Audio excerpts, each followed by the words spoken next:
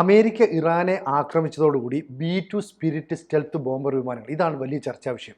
ഈ വിമാനത്തിൻ്റെ പ്രത്യേകതകൾ സ്വാഭാവികമായിട്ട് നമ്മുടെ പ്രേക്ഷകർക്ക് അറിയാൻ താല്പര്യം ഉണ്ടാവില്ലേ? അല്ല, ഈ വിമാനം കാണുന്നത് തന്നെ പ്രത്യേകതയാണ്. ഒരു പട്ടം പോലെയോ അല്ലെങ്കിൽ വവ്വാല് പറക്കുന്ന പോലെ ഇരിക്കും. സാധാരണ വിമാനം എന്നൊക്കെ പറയുമ്പോൾ നമുക്കറിയാം, രണ്ട് വലിയ ചിറക് പിന്നെ വാല് ഒക്കെ ആയിട്ടാണ് വിമാനങ്ങൾ പറക്കുന്നത്. അതേത്ത് ഈ F-35 അല്ലെങ്കിൽ അതുപോലെയുള്ള ആധുനികമായ F-22 പോലെയുള്ള അമേരിക്കയുടെ ഏറ്റവും ആധുനികമായ വിമാനങ്ങളൊക്കെ ഉണ്ടെങ്കിലും ഇത് വിമാനം കാണുമ്പോൾ തന്നെ ഒരു കൗതുകമാണ്. ഒരു വല്ലാത്ത രൂപം, പട്ടത്തിൻ്റെ ആകൃതി എന്ന് പറയാം, അല്ലെങ്കിൽ പറന്നു പോകുന്നൊരു ബാറ്റാണെന്ന് തോന്നാം. മുമ്പൊക്കെ എനിക്ക് തോന്നുന്നത് ഈ വിമാനം 1980 മുതൽ അമേരിക്ക പരീക്ഷിക്കുന്ന വിമാനമാണ്. ഒരു 97 മുതലാണ് അമേരിക്കൻ വ്യോമസേനയിൽ ഇത് ചേർന്നതെന്ന് കാണുന്നു. ചിലയിടത്ത് ഇൻ്റർനെറ്റിൽ ചിലത് കാണുന്നത് 97 മുതലാണ് അമേരിക്കൻ എയർഫോഴ്സിൻ്റെ ഭാഗമായത്. ഇതാകെ എത്ര സ്റ്റെൽത്ത് വിമാനം ഉണ്ടാവും എന്ന് ചോദിച്ചാൽ, ലോകത്ത് എത്രയുണ്ടെന്ന് ചോദിച്ചാൽ, ലോകത്ത് എവിടെയൊക്കെ ഉണ്ടെന്നുള്ള ചോദ്യമാണ് ആദ്യം നമ്മൾ ഉത്തരം കണ്ടെത്തേണ്ടത്. ലോകത്ത് അമേരിക്കയുടെയും മാത്രമേ ഉള്ളൂ. അമേരിക്കയുടെ എത്രയുണ്ട് എന്ന് ചോദിക്കുമ്പോൾ എത്രയുണ്ടാവും സിനു? ഒരു 20-25 എണ്ണമൊക്കെ കാണുമായിരിക്കും. അമേരിക്കയുടെ ആകെ 21 ഉള്ളൂ. 21 വിമാനങ്ങളെ നോർത്രോപ്പ് ഗ്രമ്മൻ എന്ന് പറയുന്ന കമ്പനി ഇതുവരെ നിർമ്മിച്ചിട്ടുള്ളൂ. ഈ 21 വിമാനങ്ങളും അമേരിക്കയ്ക്ക് വേണ്ടി മാത്രം നിർമ്മിച്ചതാണ്. അമേരിക്ക ഒരാൾക്കും ഇത് കൊടുക്കാൻ പോകുന്നില്ല. ഇത് സ്റ്റെൽത്ത് രാജാവ്, സ്റ്റൈൽ മന്നൻ എന്നൊക്കെ പറയുന്ന പോലെ ഒരു സ്റ്റെൽത്ത് മന്നനാണ്. ഇതിനെ ഇവൻ പറന്നു കഴിഞ്ഞാൽ റഡാർ ക്രോസ് സെക്ഷൻ ചെയ്താൽ ഒരു ചെറിയ പക്ഷിയെ പോലെ മാത്രമേ റഡാറിൽ വരുള്ളൂ. ഐഡൻറ്റിഫൈ ചെയ്യാൻ പറ്റത്തില്ല. ഐഡൻറ്റിഫൈ ചെയ്യാൻ പറ്റുന്നില്ല. ഒരു ചെറിയ പക്ഷി, ഒരു കുരുവി പറന്നു പോകുന്നതായിട്ട് മാത്രമേ ഒരു പക്ഷേ റഡാറിൽ കാണുമെങ്കിൽ വരത്തുള്ളൂ. അതുപോലും ചിലപ്പോൾ ഒഴിവാക്കപ്പെടും. അതായത് റഡാറുകളുടെ കണ്ണിൽപ്പെടാതെ പറക്കാൻ പറ്റും. ഇത് എല്ലാ റഡാറിൻ്റെയും കണ്ണിൽപ്പെടാതെ പറക്കാൻ പറ്റും എന്നല്ല ഞാൻ പറയുന്നത്. പരമ്പരാഗത കൺവെൻഷണൽ റഡാറുകളുണ്ടല്ലോ, ഏറ്റവും ആധുനികമായ ചില റഡാറുകൾ ഇപ്പോൾ ലഭ്യമാണ്. അവയിലൊക്കെ ഈ സ്റ്റെൽത്ത് വിമാനങ്ങളെ കൂടെ ക്യാപ്ചർ ചെയ്യാൻ പറ്റുന്ന റഡാർ സംവിധാനങ്ങൾ ഇപ്പോൾ ഇസ്രയേലും അമേരിക്കയും ഇന്ത്യ പോലും ഉപയോഗിക്കുന്നുണ്ട്. ഇപ്പോൾ ചെക്കോസ്ലോവാക്യയിൽ നിന്ന് നമ്മൾ വാങ്ങിയ ഒരു റഡാർ, അത് ഈ പറഞ്ഞ പോലെ സ്റ്റെൽത്ത് കപ്പാസിറ്റി ഉള്ള വിമാനങ്ങളെ പോലും കണ്ടെത്താൻ പര്യാപ്തമാണ് എന്ന് പറയപ്പെടുന്നു. ഇതൊക്കെ നമുക്ക് നേരിട്ടറിവുള്ള കാര്യമില്ല, നമ്മൾ പലയിടത്തുനിന്നായിട്ട് റെഫർ ചെയ്ത് പറയുന്ന കാര്യങ്ങളാണ്. അപ്പോൾ ഈ സ്റ്റെൽത്ത് വിമാനങ്ങൾ ഈ 80 മുതൽ അമേരിക്ക പരിശീലനം ഉണ്ടാക്കിയെടുത്തിട്ട് ഈ നോർത്രോപ്പ് ഗ്രമ്മൻ കമ്പനി പരീക്ഷണ പറക്കലൊക്കെ നടത്തുന്നുണ്ട്. പരീക്ഷണ പറക്കൽ നടത്തുമ്പോൾ ഈ വിമാനം പലയിടത്തും പറക്കുന്നത് കണ്ടിട്ട് അത് പറക്കം തള്ളിയാണെന്ന് ആൾ ധരിച്ചിരുന്നു. കാരണം വിമാനത്തിൻ്റെ ഒരു രൂപവും ഇല്ല, കൺവെൻഷനലായിട്ടുള്ള വിമാനത്തിൻ്റെ രൂപസാദൃശ്യമില്ല. ഇതെന്താണെന്നറിയില്ല. ഇതിന് ഇങ്ങനൊരു സാധനം നമ്മൾ പരീക്ഷിക്കുന്നുണ്ട് എന്ന് അമേരിക്ക പറയാതിരുന്നൊരു കാലമുണ്ട്. അപ്പോൾ പലയിടത്തും ഇതിൻ്റെ ചിത്രങ്ങൾ കണ്ടിട്ട് പറക്കം തള്ളിയ പുതിയ രൂപത്തിൽ വന്നിരിക്കുന്നു എന്നൊക്കെ പറഞ്ഞിട്ടുണ്ട്. അപ്പോൾ ഇത്രയും ഇപ്പോൾ ലോകത്തുള്ളതിൽ ഏറ്റവും അഡ്വാൻസ്ഡ് ആയിട്ടുള്ള യുദ്ധവിമാനങ്ങളിലൊന്നാണ് B-2 സ്പിരിറ്റ് ബോംബറുകൾ എന്ന് പറയുന്നത്. അപ്പോൾ അമേരിക്കയ്ക്ക് പോലും 21 ഉണ്ടാക്കാൻ പറ്റിയിട്ടുള്ളൂ. ഒരെണ്ണത്തിന് $2.1 ബില്യൺ വില വരുമെന്നാണ് പറയുന്നത്. അപ്പോൾ ലോകത്തിലെ ഏറ്റവും വില കൂടിയ വിമാനവും ഇതാണ്. അപ്പോൾ ഇപ്പോൾ ഈ ബോംബറുകളുടെ ചരിത്രത്തിലെ ഒരു പുതിയ ഘട്ടമാണ് ഇന്നലെ സംഭവിച്ചത്. അതായത് അത് ഈ വിമാനങ്ങൾ മിസോറി എന്ന് പറയുന്ന സ്ഥലത്ത്, അമേരിക്കയിലെ മിസോറി എന്ന് പറയുന്ന സ്ഥലത്തു നിന്നാണ് പറന്നിട്ട് 19 B-2 വിമാനങ്ങൾ പസഫിക്കിലെ ഗാം ഐലൻഡിലേക്ക് പോയി. ബാക്കി 7 അവരുടെ കമ്മ്യൂണിക്കേഷൻ സംവിധാനങ്ങളൊക്കെ ഓഫ് ചെയ്തിട്ട് ഇറാനെ ആക്രമിച്ചത്. ബാക്കി 19 പറപ്പിച്ചത് തെറ്റിദ്ധരിപ്പിക്കാൻ വേണ്ടിയിട്ടാണ്. അപ്പോൾ അതിനകത്ത് ഒരു ചെറിയ ഒരു കണക്കിൻ്റെ ഒരു കുഴപ്പമുണ്ട്. കാരണം അമേരിക്കയ്ക്കാകെ 21 വിമാനങ്ങളേ ഉള്ളൂ. പക്ഷേ അമേരിക്കൻ സൈറ്റുകളിൽ തന്നെ, പാശ്ചാത്യ സൈറ്റുകളിൽ തന്നെ ഈ കണക്കിനകത്തൊരു വ്യത്യാസം കാണിക്കുന്നുണ്ട്. 19 B-2 വിമാനങ്ങൾ മിസോറിയിലെ വൈറ്റ്മാൻ എയർഫോഴ്സ് ബേസ്, അത് കാൻസാസ് സിറ്റിയുടെ പുറത്തുള്ള ഒരു വ്യോമതാവളമാണ്. അവിടെ നിന്നാണ് വൈറ്റ്മാൻ എയർഫോഴ്സ്. പത്രങ്ങളിലൊന്നും ഏത് എയർഫോഴ്സ് ബേസിൽ നിന്ന് പറന്നു എന്നുള്ള ഡീറ്റെയിൽസ് ഇല്ല. അപ്പോൾ ഞാൻ ഈ US വാർത്താ മാധ്യമങ്ങൾ നോക്കിയപ്പോഴാണ് കാൻസാസ് സിറ്റിക്ക് പുറത്തുള്ള വൈറ്റ്മാൻ എയർഫോഴ്സ് ബേസിൽ നിന്നാണ് ഈ വിമാനങ്ങളാകെ പറന്നതെന്ന് പറയുന്നത്. അതിനകത്ത് ഈ കോൺട്രഡിക്ടറി ആയിട്ട് പറയുന്നുണ്ട്. നമ്മുടെ കയ്യിൽ ലഭ്യമായ കണക്ക്, അല്ലെങ്കിൽ ഇൻ്റർനെറ്റിൽ ലഭ്യമായ കണക്ക്, ആകെ 21 B-2 ബോംബറുകളെ നിർമ്മിച്ചിട്ടുള്ളൂ. അതിലൊരെണ്ണം 2008 വീണിട്ടുണ്ട് എന്ന് പറയുന്നു. എന്തോ അപകടത്തിൽപ്പെട്ട് അത് തകർന്നിട്ടുണ്ട് എന്ന് പറയുന്നുണ്ട്. അങ്ങനെ ഉണ്ടെങ്കിൽ ഇപ്പോൾ അമേരിക്കയുടെ 20 ഉണ്ടാകത്തുള്ളൂ. പിന്നെ ഈ കണക്ക് അങ്ങനെ ശരിയാവും. 19 മിസോറിയിൽ നിന്ന് ഗ്വാം ഐലൻഡിലേക്ക് പറന്നു, 7 ഇറാനിൽ പോയി ആക്രമിച്ചത്. അപ്പോൾ 19ഉം 7ഉം കൂടുമ്പോൾ 26 5 6 കണക്ക് തെറ്റുന്നുണ്ട്. അപ്പോൾ ഒരുപക്ഷെ അത് ചിലപ്പോൾ ശരിയാവാം. ഈ ഗ്വാം ഐലൻഡിലേക്ക് പോയതിൽ ചിലത് തിരിച്ച് ഇറാനിലേക്ക് പോയിരിക്കാം. അങ്ങനെയാവാം. ഏതായാലും കൃത്യമായ കണക്ക് ലോകത്തിന്റെ മുന്നിൽ ഇന്ന് ലഭ്യമായ കണക്കുകൾ അനുസരിച്ച് 21 നോർത്രോപ്പ് ഗ്രമ്മൻ നിർമ്മിച്ചിട്ടുള്ളൂ. ഒരെണ്ണം വീണു തകർന്നു. ബാക്കി 20 വിമാനങ്ങളാണ് പറന്നിട്ടുള്ളത്. അപ്പോൾ ഈ 19 എന്ന് പറയുന്നത് ഒരുപക്ഷെ ഈ പോയിരിക്കുന്ന 19 വിമാനങ്ങളിൽ 7 പോയിരിക്കുന്നത്. അപ്പോൾ കണക്ക് ശരിയാവും. കാരണം ഒരെണ്ണം ആകെയുള്ള മുഴുവൻ വിമാനങ്ങൾ ഉപയോഗിക്കേണ്ട, 20 കയ്യിലുള്ളതിൽ ഒരെണ്ണം റിസർവ് വെച്ചിട്ട് 19 ഓപ്പറേഷന് വിട്ടു. അതിൽ 7 പിന്നീട് റഡാറൊക്കെ ഓഫ് ചെയ്തിട്ട് അങ്ങോട്ടേക്ക് പോയി. കമ്മ്യൂണിക്കേഷൻ എല്ലാം ഓഫ് ചെയ്തിട്ട് പോയി. അതിനകത്ത് നമ്മുടെ ഈ കടലിലെ രാജാവ് എന്ന് പറയുന്ന വിമാനവാഹിനി കപ്പലുകളാണ്. വിമാനവാഹിനി കപ്പലുകൾ പോകുമ്പോൾ, എയർക്രാഫ്റ്റ് കാരിയേഴ്സ് പോകുമ്പോൾ അതിന് അകമ്പടി ഡിസ്ട്രോയേഴ്സ് ഉണ്ടാവും, കടലിൽ അന്തർവാഹിനികൾ ഉണ്ടാക്കും. അതിന് അകമ്പടി പോകാനായിട്ട് യുദ്ധക്കപ്പലുകൾ, പെട്രോൾ ബോട്ടുകൾ ഉണ്ടാവും, ഡിസ്ട്രോയേഴ്സ് ഉണ്ട്, ഫൈറ്റേഴ്സ് ഉണ്ട്. പിന്നെ ഈ പറഞ്ഞ പോലെ അതിൽ കപ്പലിലെ വിമാനവാഹിനി കപ്പലുകളെ ഫൈറ്റർ ജെറ്റുകളുണ്ട് എന്ന് പറയുന്ന പോലെ ഒരു രാജാവ് വരുന്ന പോലെയുള്ള പ്രോട്ടോക്കോളിലാണ് വിമാനവാഹിനി കപ്പലുകൾ സഞ്ചരിക്കുന്നത്. ഒരു വിമാനവാഹിനി കപ്പൽ എന്ന് പറഞ്ഞാൽ ഒരു കപ്പൽ വ്യൂഹമാണ് വരുന്നത്. ഒപ്പം വിമാനങ്ങളുടെ ഒരു നിരയുണ്ട്, കടലിനടിയിൽ അന്തർവാഹിനിയും ഉണ്ടാവും. നമ്മൾ ഈ അമേരിക്കയുടെ സൈനിക സന്നാഹം സംബന്ധിച്ചൊരു വീഡിയോ കഴിഞ്ഞ ദിവസം ചെയ്തിരുന്നു. 3 വിമാനവാഹിനി കപ്പലുകൾ അവിടെയുണ്ട്. 3 വിമാനവാഹിനി കപ്പലുകൾ എന്ന് പറയുമ്പോൾ എത്ര കപ്പലുകൾ, എത്ര ബോട്ടുകൾ, എത്ര അന്തർവാഹിനികൾ, എത്ര ഹെലികോപ്റ്ററുകൾ, എത്ര വിമാനങ്ങൾ എന്നുള്ള ഡീറ്റെയിൽ ഒരു കണക്ക് വെച്ചിട്ട് നമ്മളൊരു വീഡിയോ കഴിഞ്ഞ ദിവസം ചെയ്തിരുന്നു. അപ്പോൾ അതിലേക്ക് ഇനി പോകുന്നില്ല. അപ്പോൾ എന്ന് പറയുന്ന പോലെ ഒരു വിമാനവാഹിനി പോകുമ്പോൾ ഒരു വ്യൂഹമുണ്ടെന്ന് പറയുന്ന പോലെ ഒരു B2 സ്പിരിറ്റ് പറക്കുമ്പോൾ അതൊറ്റയ്ക്കല്ല, അതിന് എസ്കോർട്ട്, പൈലറ്റ് എന്നൊക്കെ പറയുന്ന പോലെ അതിൻ്റെ കൂടെ മറ്റു വിമാനങ്ങളുണ്ടാവും. അപ്പോൾ നമ്മൾ വീഡിയോ കാണാം. ഇത് പറക്കുമ്പോൾ അതിൻ്റെ 2 വശത്തുമായിട്ട് F-35 ലൈറ്റ്നിങ് പോലെയുള്ള വിമാനങ്ങൾ ഇതിന് അകമ്പടി പോകുന്നു. രാജാവിനെ പോലെ ഈ F-35 ഉൾപ്പെടെയുള്ള F-22 ഉൾപ്പെടെയുള്ള വിമാനങ്ങളുടെ അകമ്പടിയോടെ ആണ് B2 സ്പിരിറ്റ് പറക്കുന്നത്. അപ്പോൾ ഇതിന് ഏറ്റവും കൂടുതൽ ഭാരമുള്ള ബോംബുകൾ, ആയുധങ്ങൾ വഹിക്കാൻ കഴിയുന്നു എന്നതാണ് ഇതിൻ്റെ പ്രത്യേകത.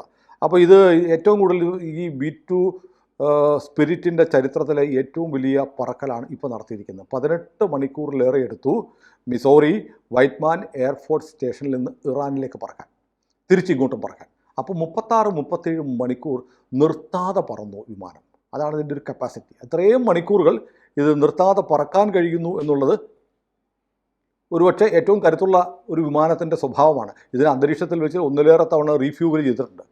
ടാങ്കർ വിമാനങ്ങൾ വന്നിട്ട് അതിൻ്റെ വീഡിയോ ലഭ്യമാണ്. ടാങ്കർ വിമാനങ്ങൾ ആകാശത്ത് വന്നിട്ട് അതിൻ്റെ നോസ് തുറന്ന് പോയിട്ട് ഈ വിമാനങ്ങൾക്ക് റീഫ്യൂവൽ ചെയ്യുന്ന വീഡിയോ ഈ വിമാനങ്ങൾ പറക്കുമ്പോൾ തന്നെ അമേരിക്കൻ സേന പുറത്ത് വിട്ടിട്ടുണ്ടായിരുന്നു. പക്ഷേ അത് ഈ അറ്റാക്കിന് പോകുന്നു എന്ന് നമുക്കറിയില്ലായിരുന്നു. ഏതായാലും ഇതിനും അപ്പം അതിൻ്റെ ഈ B2 സ്പിരിറ്റ് വിമാനങ്ങളുടെ ചരിത്രത്തിലെ ഏറ്റവും വലിയ ഒരു യാത്രയാണ് നടത്തിയത്. ഇതിനു മുമ്പ് ഇത്രയും ദീർഘമായൊരു യാത്ര നടത്തിയിട്ടുള്ളത് 2001 സെപ്റ്റംബർ 11 ശേഷം. സെപ്റ്റംബർ 11 ഭീകരാക്രമണം ഉണ്ടല്ലോ, അതിനുശേഷം അഫ്ഗാനിസ്ഥാനിൽ ഒരു ആക്രമണം നടത്താൻ ഈ B2 സ്റ്റെൽത്ത് വിമാനങ്ങൾ B2 സ്റ്റെൽത്ത് സ്പിരിറ്റ് വിമാനങ്ങൾ പറന്നു വന്നിട്ട് അഫ്ഗാനിൽ ആക്രമണം നടത്തിയിട്ടുണ്ട്. അതിനുശേഷം, അതായത് 2001 ശേഷം 24 വർഷത്തിന് ശേഷമാണ് ഈ വിമാനങ്ങൾ ഇത്ര ദീർഘമായ ഒരു ദൂരപരിധിയിലേക്ക് പറന്ന് വന്ന് ആക്രമണം നടത്തുന്നത്. അപ്പോൾ ഇതിൻ്റെ 2 പൈലറ്റുമാരാണ് വിമാനത്തിലുണ്ടാവുക. ദീർഘമായ സഞ്ചാരപാത തിരഞ്ഞെടുത്ത് ദീർഘസഞ്ചാരം നടത്തണമെന്നുള്ളതുകൊണ്ട് ഈ വിമാനത്തിൻ്റെ കോക്പിറ്റിലെ സൗകര്യങ്ങൾ പറയാറുണ്ട്. അതിനകത്തൊരു റെസ്റ്റ് റൂം ഉണ്ടായിരിക്കും, വേണമെങ്കിൽ ഒരു പൈലറ്റിന് ഉറങ്ങാം, അതിനുള്ള, അല്ലെങ്കിൽ പിന്നെ ഈ മറ്റേ പ്രാഥമിക ആവശ്യങ്ങൾക്ക് വേണ്ടുന്ന സൗകര്യങ്ങൾ, അതെല്ലാം കൂടെ ചേർന്നിട്ടുള്ള റെസ്റ്റ് റൂം. പിന്നെയുള്ളത് അതിനകത്തൊരു ഫ്രിഡ്ജുണ്ട്. വിമാനത്തിലൊരു ഫ്രിഡ്ജുണ്ട്. ഭക്ഷണം കഴിക്കാനായിട്ട് ഒരു മൈക്രോവേവ് അവനുണ്ട്. ഫുഡുണ്ട്, അത് ചൂടാക്കി എടുത്ത് കഴിക്കണമെങ്കിൽ അതിനുള്ള. അപ്പോൾ ദൂരം സഞ്ചരിച്ച് ആക്രമണങ്ങൾ നടത്തുക എന്നുള്ള ലക്ഷ്യത്തോടു കൂടി നിർമ്മിച്ചിരിക്കുന്ന വിമാനമാണ്. ഇപ്പോൾ നമ്മൾ ഈ സ്റ്റെൽത്ത് സ്പിരിറ്റ് B2 എന്ന് പറയുന്നത് പോലെ തന്നെ ഇപ്പോൾ വളരെ പോപ്പുലറായിട്ടുള്ള സാധനമാണ് GBU 57. GBU 57 ബങ്കർ ബസ്റ്റർ ബോംബുകളെ കുറിച്ച് നമ്മൾ സംസാരിച്ചിട്ടുണ്ട്. ഇന്നലെയും സംസാരിച്ച്, അതിനു മുമ്പ് ഒരു വീഡിയോ എന്താണ് GBU 57 ബങ്കർ ബസ്റ്റർ ബോംബുകൾ എന്നതിനെക്കുറിച്ച് മാത്രം നമ്മൾ ചെയ്തിട്ടുണ്ടായിരുന്നു.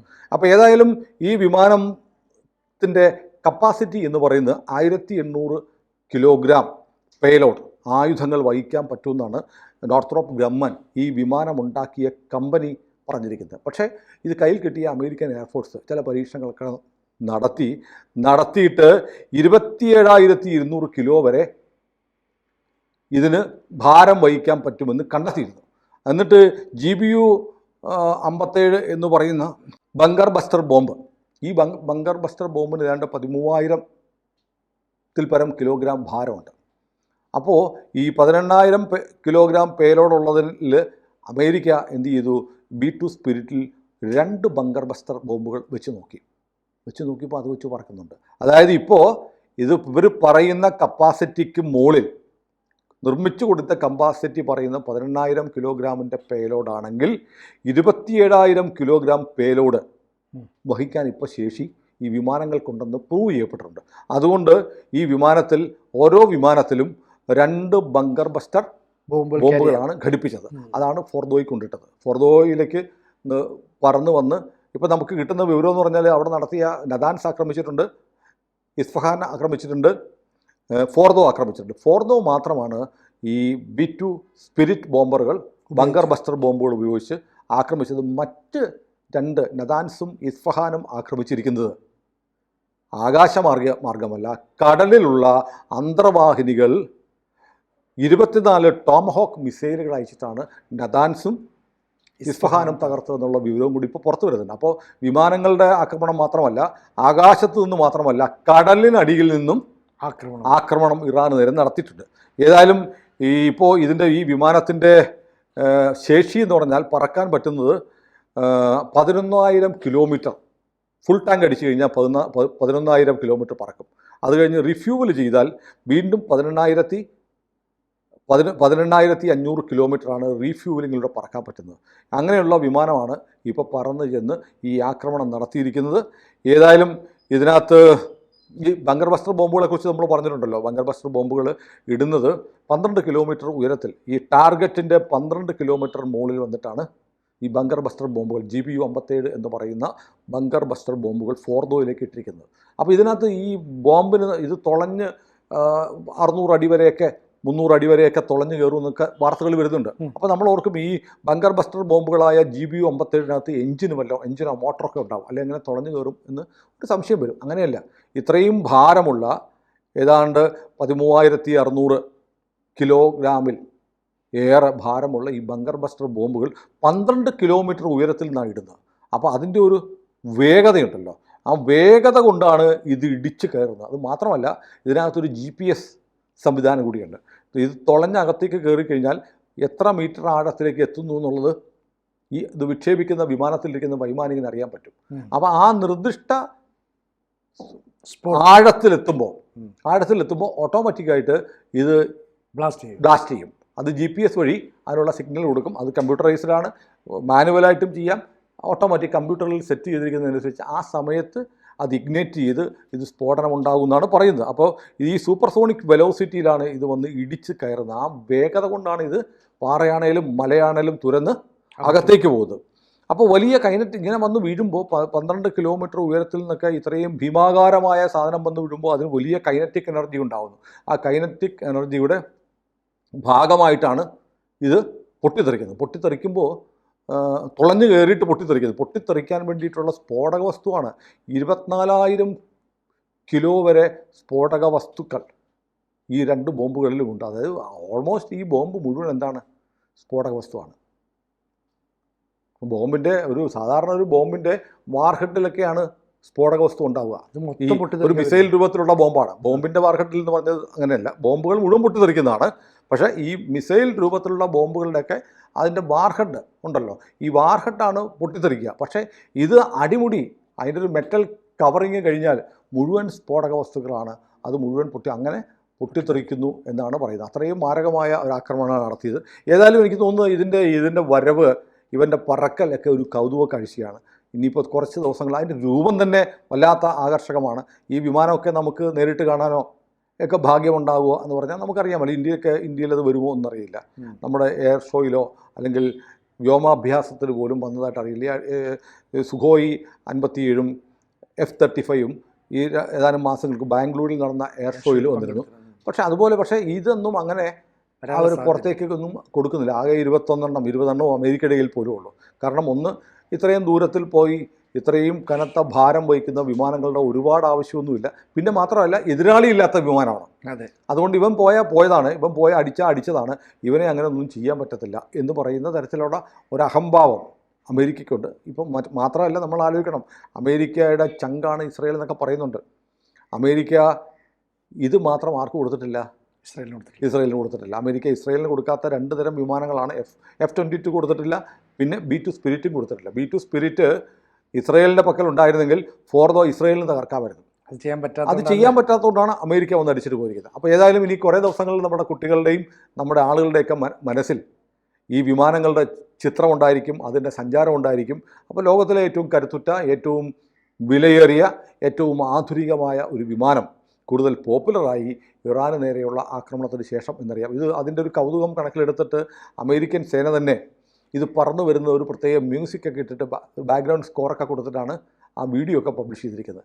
ഏതായാലും പറക്കും തളിക പോലെ ഉള്ള ഒരു വിമാനം അമേരിക്കയുടെ കയ്യിലുണ്ട്. അത് അസാമാന്യമായ ശേഷിയുള്ള 37 മണിക്കൂറൊക്കെ പറന്നു പോയി ആക്രമണം നടത്തി തിരിച്ചു വരാൻ ശേഷിയുള്ള ഒരു വിമാനമാണ്. അതിൻ്റെ കരുത്തും കൂടി ഈ യുദ്ധത്തിൽ തെളിയിക്കപ്പെട്ടിരിക്കുന്നു. കൂടുതൽ വാർത്തകളും വിശേഷങ്ങളും നിങ്ങളിലേക്ക് എത്താൻ ABC മലയാളം സബ്സ്ക്രൈബ് ചെയ്യുക, ബെൽ ബട്ടണും അമർത്തുക.